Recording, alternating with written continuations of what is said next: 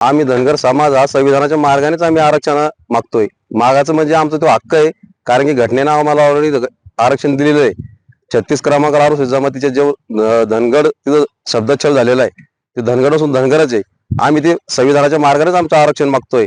पण हे सरकार आता सगळे कार्यकर्ते तुमचे अटक करण्यात येते, पोलिसांनी ताब्यात घेतलं, चौकशी करून राहिले.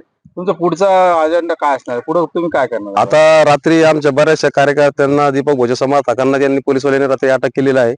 काही जणांना सकाळी उचलले त्यांनी. आता परत त्यांना दीपक भवन पण त्यांनी ताब्यात घेतलेलं आहे.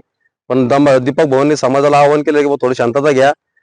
मग नंतर दीपक भाऊ बाहेर आल्याच्या नंतर मग वरली दिशा दीपक भाऊ आम्हाला सांगणार आहे की कशा पद्धतीने आपल्याला मुंबईकडे आगेकूच करायचे, आणि आम्ही गनिमी काव्याने मुंबईकूच करणार म्हणजे करणारच आहे. आणि आमचा जो हक्क अधिकार आम्हाला घटनेने दिलेला आहे तो आम्ही घेतल्याशिवाय मागे हटणार नाहीये. कारण की 2014 साली फडणवीस साहेबांनी लाखो धनगर समाजाचे जण समुदायासमोर शब्द दिलता की माझ्याकडे गाडीभर पुरावा आहे, पहिल्याच कॅबिनेटमध्ये मी धनगर समाजाला आरक्षण देईन. मला एक म्हणायचं, फडणवीस साहेब तुम्ही तुमचा शब्द पूर्ण करा ना. अशी दडपशाही करू सही दीपक भाऊला अटक करून आमच्या कार्यकर्त्यांना अटक करू सही तुम्हाला काय भेटणार आहे? तुम्ही जे बोलले ते करून दाखवा ना. कराच्या अगोदरच तुम्ही आमच्या दडपशाही करू राहिले. हे देश संविधान चालतो, हे सगळ्या सर्वसामान्य जनतेला माहिती आहे, पण तुम्ही आमच्यावर अशी दडपशाही करू नका. धनगर समाज हा कदापि दबणारा नाही आहे.